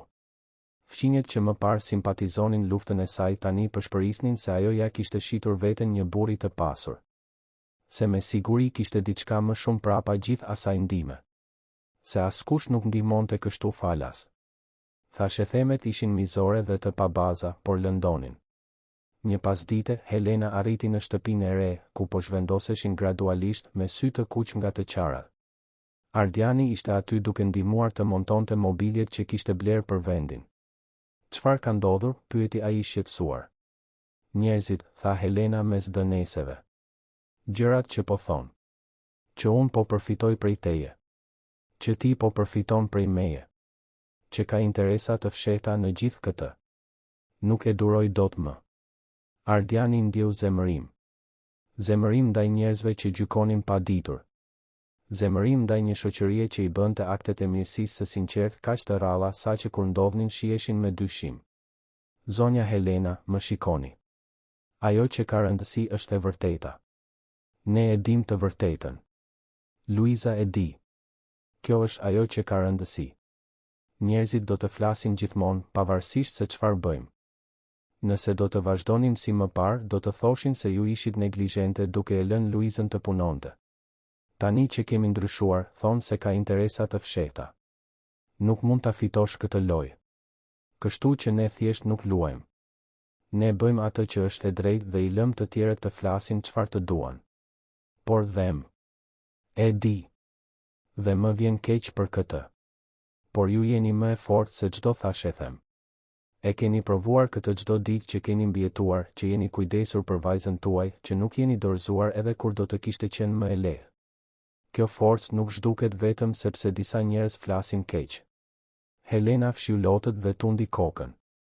Ai kishte të drejtë. Kishte mbijetuar gjëra më të këqija se thashë themet. Dhe nuk do të lejonte që njerëz ziliqar apo keqtashës të shkatëronin shansin që më në fund kishin për një jetë më të mirë. Luiza, e cila kishte dëgjuar një pjesë të bisedës nga dhoma e saj e re, doli dhe i përqafoi nënën dhe Ardianin së bashku. Ju të dy jeni njerëzit më të mirë në botë, tha ajo me sinqeritetin absolut të fëmijëve. Dhe kush flet keq nuk ju njeh vërtet. Ai përqafi mi tre fish, në mes të dhomës së ndenjes ende gjysmë të zbrazët të shtëpisë së re, vulosi diçka mes tyre. Nuk ishin familje në kuptimin tradicional, por ishin diçka. Një lidhje e formuar jo nga gjaku, por nga zgjedhja, nga nevoja, nga humanizmi i përbashkët. Ndërsa janari përparonte, rutina e re u vendos. Helena punonte me një përkushtim mbresëlënës, duke arritur gjithmonë herët, duke bërë më shumë se sa i kërkoi, duke fituar respektin e kolegëve dhe mbikëqyrësve. Luiza frekuentonte shkollën e re me entuziazëm, duke bërë miqësi, duke përmirësuar notat, duke lulëzuar në mënyrën që lulëzojnë fëmijët kur më në fund kanë atë që u nevojitet. Ardiani i vizitonte rregullisht. Jo çdo ditë, jo duke pushtuar hapësirën e tyre, por mjaftueshëm i pranishëm saqë Luiza filloi ta quante Xhaxhi Ardian. Titulli jo formal lindi natyrshëm, pa e detyruar askush. Dhe Ardiani zbuloi se i pëlqente. I pëlqente të ishte Xhaxha. I pëlqente të kishte dikë që gëzoi kur ai vinte. I pëlqente të ndjente se jeta e tij kishte një qëllim përtej takimeve të biznesit dhe fitimeve tremujore. Por kishte komplikime që askush nuk i kishte parashikuar. Në mes të janarit, një punonjëse sociale u shfaq në shtëpinë e re. Ishte informuar përmes kanaleve zyrtare për situatën. Një nën beqare që papritur kishte ndryshuar lagje, kishte gjetur punë të qëndrueshme, kishte regjistruar vajzën në një shkollë më të mirë. Duhej të hetonte për të garantuar se gjithçka po bëhej siç duhet, se nuk kishte asgjë të parregull. Helena u kaplua nga paniku. Kishte frikë se do t'ja merrnin Luizën, se ndonjë burokraci mizore do të vendoste se ajo nuk ishte e përshtatshme si nën, se përmirësimet e papritura do të shiheshin si të dyshimta në vend të bekimeve. Ardiani, kur e mori vesh, përdori lidhjet e tij për të lehtësuar procesin. Garantoi se të gjitha dokumentet ishin në rregull, se gjithçka ishte transparente dhe ligjore. Bisedoi personalisht me punonjësen sociale, shpjegoi situatën, siguroi referenca, demonstroi se qëllimet e tij ishin të sinqerta dhe se Helena ishte një nën e përkushtuar që më në fund po merrte mbështetjen që meritonte. Hetimi ishte stresues, por përfundimisht punonjësja sociale konkludoi se nuk kishte asgjë të gabuar. Përkundrazi, ishte një rast i rrallë se si ndihma private mund të funksiononte kur ishte me qëllim të mirë dhe e ekzekutuar mirë. Ajo madje sugjeroi që Ardiani ta dokumentonte procesin, se ndoshta mund të shërbente si model për biznesmen të tjerë të interesuar për përgjegjësi sociale reale. Ardiani e konsideroi idenë. Ndoshta aty kishte diçka më të madhe. Ndoshta mund ta shndërronte atë përvojë personale në një lëvizje më të gjerë. Por së pari duhej të garantonte se funksiononte plotësisht për Helenën dhe Luizën. Pjesa tjetër mund të vinte më vonë. Një të shtunë mbrëma, tashmë në fund të janarit, të tre ishin në dhomën e ndenjes së shtëpisë së re. Sapo kishin parë një film që Luiza kishte zgjedhur, një komedi pa kuptim që e kishte bërë të qeshte pa pushim. Tani ajo flinte në divan, e mbështetur tek Helena, plotësisht e relaksuar dhe e sigurt. Ardiani vëzhgonte skenën dhe ndjeu diçka që nuk e kishte ndjerë prej shumë kohësh. Paqe. Kënaqësi. Ndjesin se ishte pikërisht aty ku duhej të ishte, duke bërë pikërisht atë që duhej të bënte. Helena vuri re shikimin dhe buzëqeshi. Për çfarë po mendon? Se ndoshta ajo natë në supermarket ishte gjëja më e mirë që më ka ndodhur në vite. E di që tingëllon egoiste ta them këtë, duke pasur parasysh se gjeta një fëmijë në një situatë të tmerrshme. Por më ndryshoi edhe mua jetën, e di? Më kujtoi se ka gjëra më të rëndësishme se paratë. Se lidhjet e vërteta njerëzore janë ato që i japin kuptim gjithçkaje. Helena tundi kokën. Na ndryshoi edhe neve jetën. Në mënyra që ende po përpiqem t'i kuptoj. Por faleminderit, Ardian. Që na pe. Që u kujdese. Që jo vetëm premtove, por bëre. Nuk ka nevojë të falënderosh. Jemi partner në këtë udhëtim, kujtohu. Ata që ndruan në heshtje të rehatshme, duke parë Luizën që flinte, duke dëgjuar tingujt e natës jashtë. Jeta ende kishte sfida përpara. Gjithmonë do të kishte. Por tani, për herë të parë, do t'i përballonin së bashku. Një familje jo konvencionale, e formuar nga rrethanat më të pamundura, por familje gjithsesi. Dhe ndonjëherë, mendoi Ardiani, familjet më të mira janë ato që ne zgjedhim, jo ato në të cilat lindim. 3 muaj kishin kaluar që nga ajo natë krishtlindjesh që ndryshoi gjithçka. Marsi kishte ardhur duke sjell me vete vjeshtën e Tiranës, gjethet fillonin të merrnin tone të verdha dhe të kuqe, ajri bëhej më i freskët në mbrëmje. Dhe me Marsin kishte ardhur edhe ditëlindja e nëntë e Luizës. Ardiani propozoi të bënin një festë. Asgjë të egzageruar, por diçka të veçantë për të shënuar atë datë, ditëlindjen e parë të Luizës në jetën e saj të re. Helena fillimisht hezitoi, ende e parehatshme me idenë e të pranuarit më shumë se sa kishin pranuar tashmë. Por duke parë sytë e shndritshëm të Luizës teksa imagjinonte një festë të vërtetë, me tortë dhe shoqe, u dorëzua. Organizuan gjithçka në shtëpinë e re. Ardiani kishte kontraktuar një shërbim të vogël catering, kishte bler dekorime të thjeshta por të bukura, kishte porositur një tortë 3-katëshe me temën që Luiza kishte zgjedhur. Helena kishte ftuar shoqet e reja të shkollës, fqinjet e pallatit dhe disa kolegë nga puna që ishin bërë miq. Ardiani kishte ftuar disa punonjës të kompanisë së ndërtimit që e njihnin historinë dhe donin ta njihnin vajzën personalisht. Në mëngjesin e ditëlindjes, ndërsa përgatisnin shtëpinë, Helena dhe Ardiani punonin krah për krah duke varur flamuj shumë ngjyrësh. Mes tyre kishte një intimitet të rehatshëm që ishte zhvilluar gjatë muajve. Jo romantik, por sinqerisht i përzemërt. Një miqësi e thellë e bazuar në respekt të ndërsjellë dhe përvoja të përbashkëta. E di, tha Helena ndërsa rregullonte një tullumbace që insistonte të mos qëndronte në vendin e duhur. Ndonjëherë ende zgjohem dhe mendoj se gjithë kjo është një ëndër. Se do të zgjohem vërtet dhe do të jem përsëri në shtëpinë blu me frigoriferin bosh e shqetësuar për qiran. Dhe çfarë bën kur mendon kështu? Pyeti Ardiani. Shikoj Luizën. Shoh se si ka ndryshuar. Sa më e lumtur, më e lirshme, më fëmijë është. Dhe e di se është e vërtetë. Se ja dolëm. Se ajo po kalon fëmijërinë që meriton. Ajo ndaloi atë që po bënte dhe e shikoi drejt për drejt Ardianin.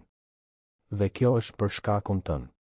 Pavarësisht sa herë thua se jemi partner, se unë bëra pjesën time. E vërteta është se ti na ndryshove jetën. Dhe nuk e di nëse do të arrijë ndonjëherë ta shpërblej këtë siç duhet. Ardiani gjithashtu ndaloi, zbriti nga karrigia ku po përpiqej të varte një shirit gëzuar ditëlindjen. Zonja Helena, ju tashmë e keni shpërblyer. Sa herë që Luiza më përqafon dhe më quan Xhaxha. Sa herë që më ftoni për darkë dhe bisedojmë për ditën. Sa herë që ndjej se jam pjesë e diçka e reale dhe jo vetëm e fluskësime të privilegjeve. Kjo është shpërblim më se i mjaftueshëm. Helena buzëqeshi, por syt i mbushën me lodh. Ti nuk ishe i detyruar të bëje asgjë nga këto, Ardian. Mund të kishe dhënë disa para, të ishe ndjer i mirë dhe të vazhdoje jetën tënde. Por ti qëndrove. Ti u kujdese vërtet. Sepse ju keni rëndësi vërtet. Momenti u ndërprej nga Luiza që vraponte nga dhoma e ndenjes, e entuziazmuar me fustanin e saj të ri të ditëlindjes që Ardiani ja kishte blerë. Ishte roz e çelët me detaje lulesh, asgjë shumë e shtrenjtë, por për Luizën ishte fustani më i bukur në botë. Ajo u rrotullua, duke bërë që fundi të fluturonte. Shiko, Xhaxhi Ardian, dukem si një princeshë.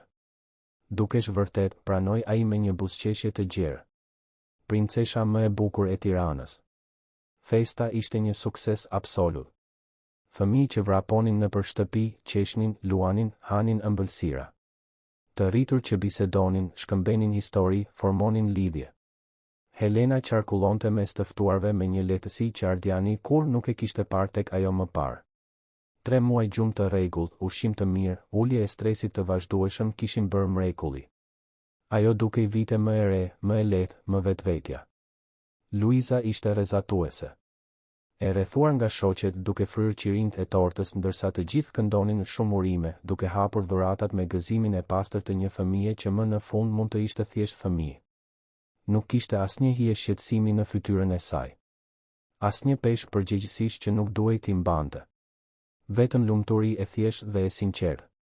Në mes të festës, Razilja. Ardiani shkoi të hapte derën dhe u befasua kur pa Marianën, punonisen e supermarketit Familja. Ajo ishte nervoze, duke mbajtur një dhuratë të mbështjellë ngathët. Mariana, tha Ardiani, sinqerisht i befasuar. Hyni, ju lutem. Ajo hyri me hezitim. Shikoi përreth, duke parë shtëpinë plot jetë dhe gëzim. Mora vesh se ishte ditëlindja e Luizës. Shpresoj të mos jetë ndërhyrje që u shfaqa kështu, por doja t'i jepja këtë, tha duke i zgjatur dhuratën. Dhe doja të falenderoja gjithashtu. Të falenderosh për çfarë? Mariana mori frym thellë. Pas asaj nate në supermarket, shumë gjëra ndryshuan. Jo vetëm në market, por edhe tek unë. Kuptova se po bëhesha bashkëpunëtore me diçka të gabuar.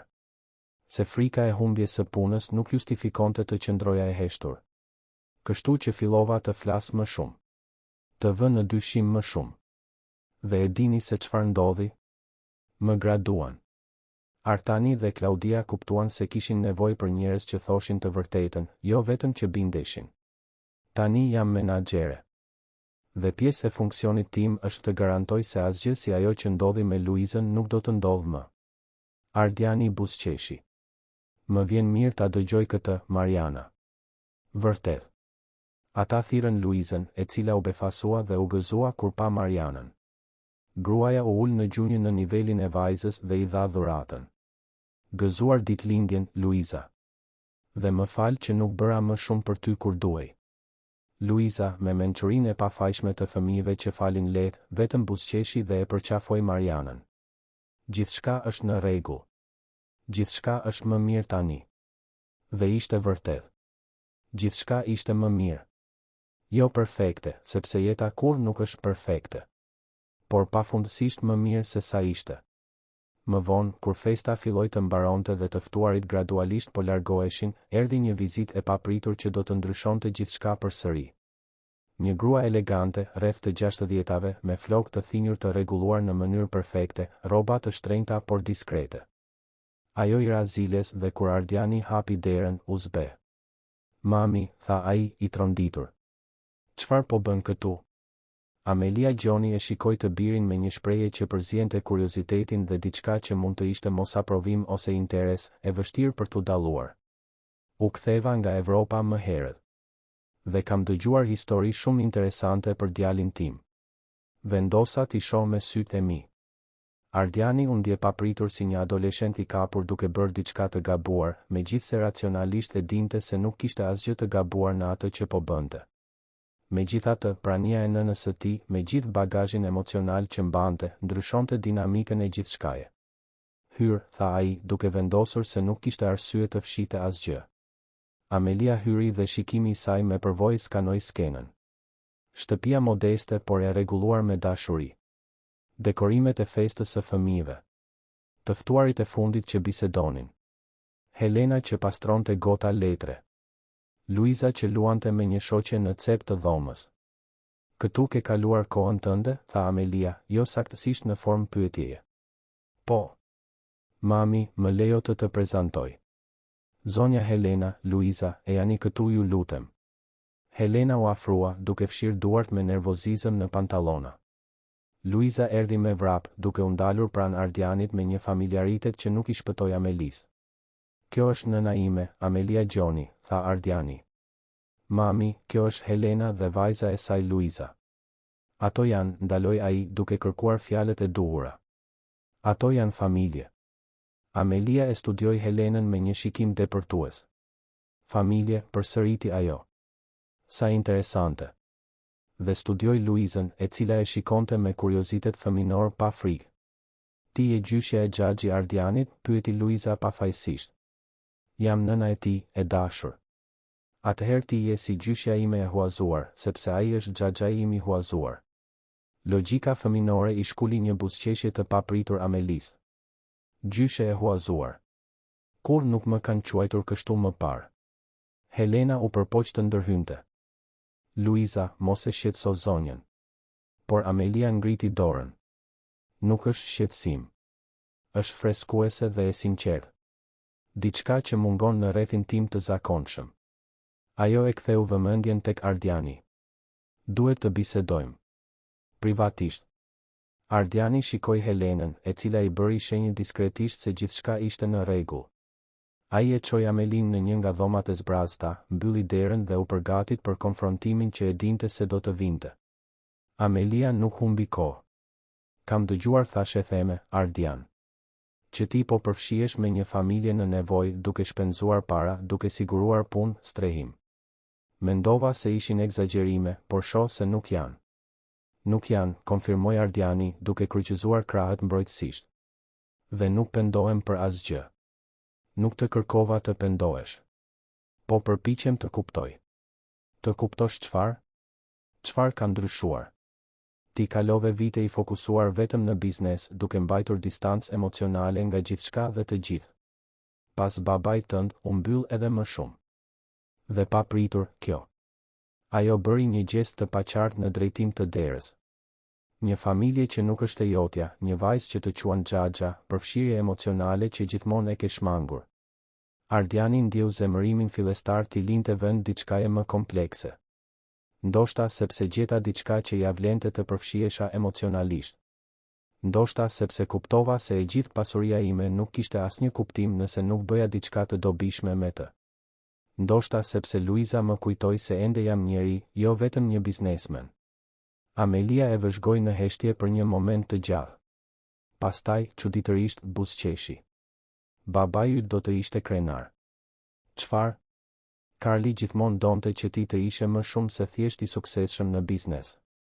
Ai donte që ti të ishe i mirë. Që ti përdorje burimet e tua për të bërë diferencë. Por pasi ai vdiq, ti u mbyll aq shumë sa mendova se e kishim humbur atë pjesë tënden. Ardiani ndjeu një emocion t'i shtrëngonte fytin.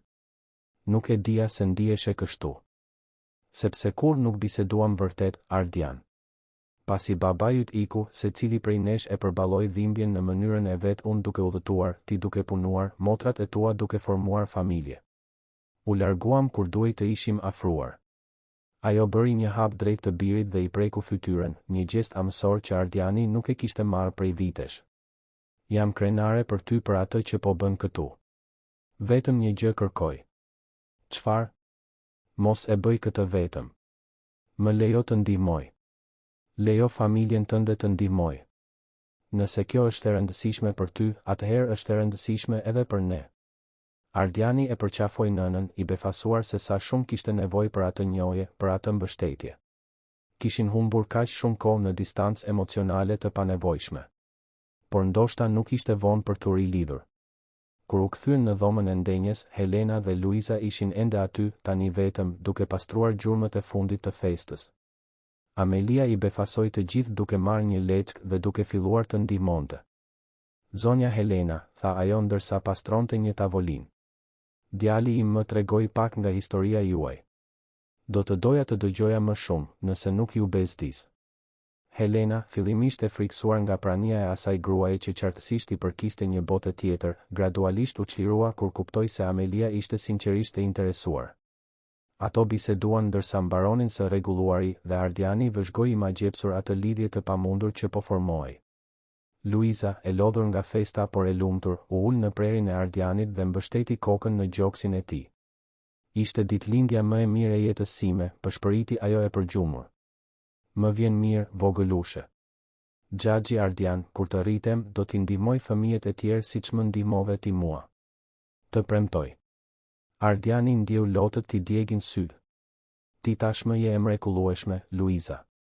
Do të jesh edhe më shumë kur të rritesh. Amelia dëshmoi skenën dhe diçka u zgjidh brenda saj.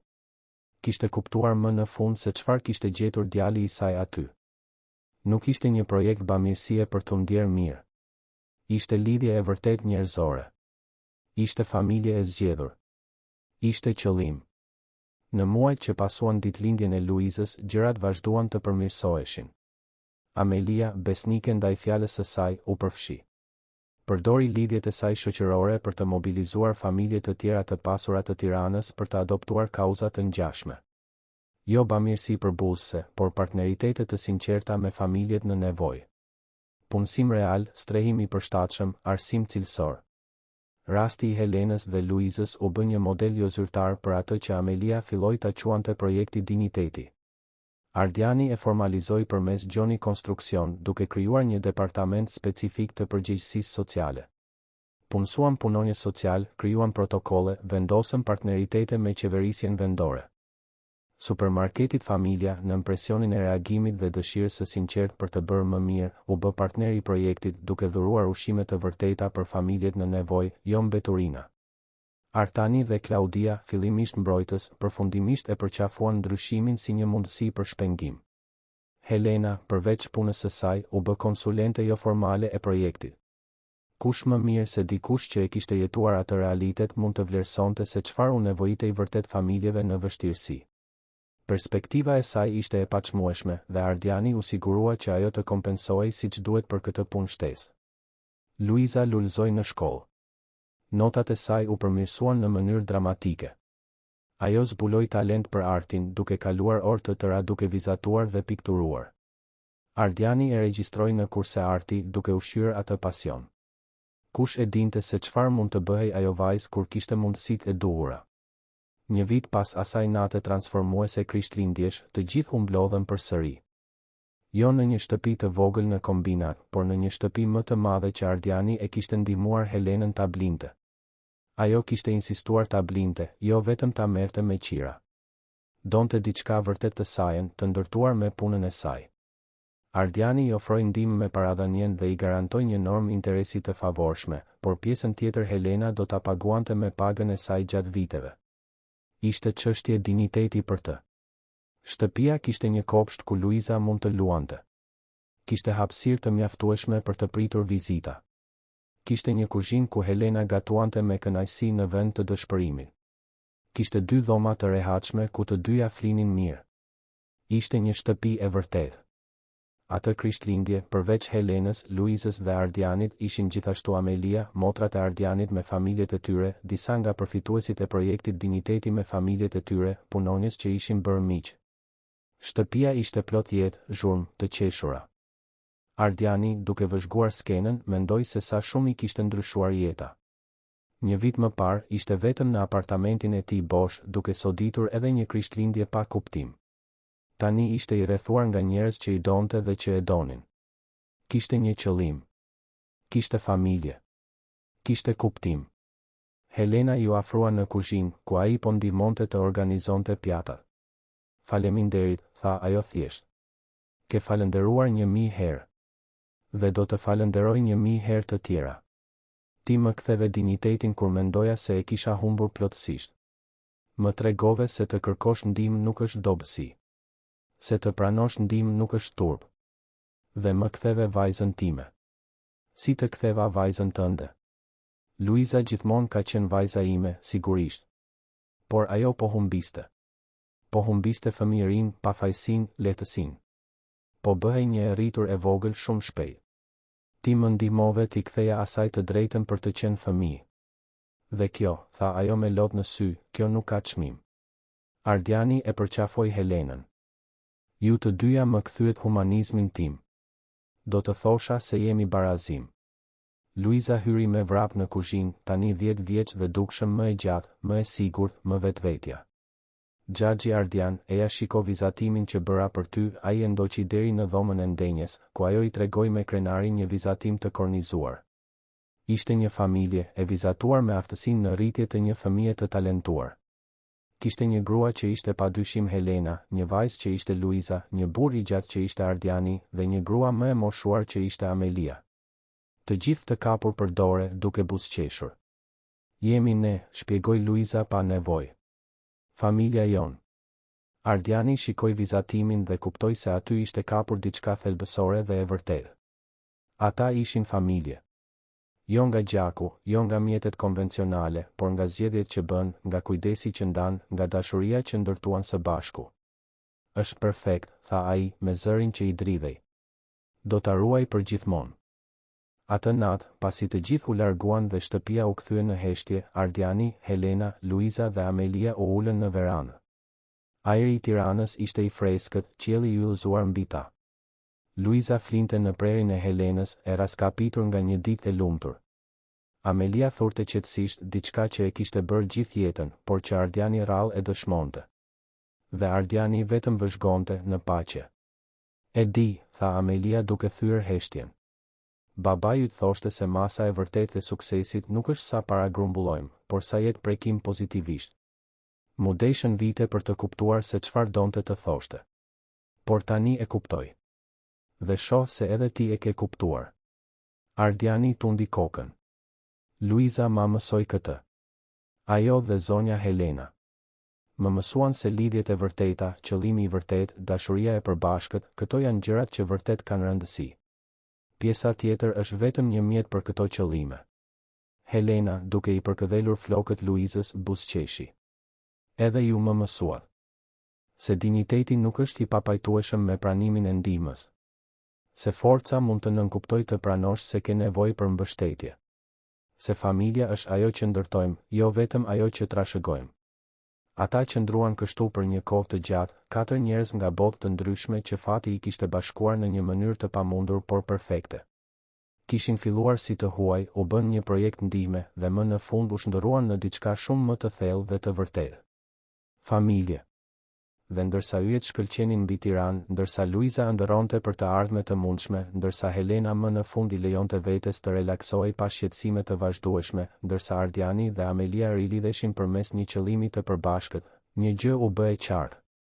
Ndonjëherë transformimet më të mëdha fillojnë në momentet më të thjeshta. Një burr që hyn në një supermarket. Një vajzë që organizon fruta. Një takim që nuk duhej të ndodhte, por ndodhi. Dhe ndryshoi gjithçka. Sepse në fund ne nuk përcaktohemi nga ajo që grumbullojmë, por nga ajo që japim. Jo nga barierat që ndërtojmë, por nga urat që ngrem. Jo nga ajo që mbajmë vetëm për vete, por nga ajo që ndajmë bujarisht. Dhe në atë natë Krishtlindjesh, një vit më parë, kur Ardiani vendosi të ndalonte dhe të shihte atë që të gjithë e injoronin, kur vendosi të vepronte në vend që thjesht të kalonte, ai nisi një reakcion zinxhir mirësie. Transformimi dhe dashurie që do të prekte 10 jetë për te 3 të përfshirave fillimisht. Vajza që organizonte fruta të vrara fitoi të drejtën për një fëmijëri të vërtetë. Nëna që luftonte vetëm gjeti partner në luftën e saj. Burri që kishte gjithçka por ndjej I zbrazët zbuloi kuptimin e vërtetë. Dhe një familje lindi jo nga gjaku, por nga zgjedhjet e ndërgjegjshme për të parë, për të kujdesur, për të dashur. Ishte, në fund të fundit, historia më e vërtet e Krishtlindjeve. Jo për dhurata të shtrenjta apo darka luksoze, por për humanizmin e përbashkët, për thyrjen e barierave të padukshme që ndajnë njerëzit, për njohjen në çdo fytyrë të një pasqyrimi të vetvetes. Të dashur dëgjues, shpresojmë që historia e Luizës, Helenës dhe Ardianit t'ju ketë prekur zemrën. Nëse jeni emocionuar me këtë udhëtim transformimi, klikoni butonin e pëlqimit, abohuni në kanal dhe na tregoni në komente se çfarë ju preku më shumë. Çdo ditë, ne sjellim histori intensive si kjo, që zbulojnë anën më të thellë të shpirtit njerëzor dhe na kujtojnë rëndësinë e dëmshurisë dhe dinjitetit. Ju presim në episodin e ardhshëm, ku do të vazhdojmë të eksplorojmë historitë që na bëjnë zemrat të rrahin më fort dhe na bëjnë më njerëzor.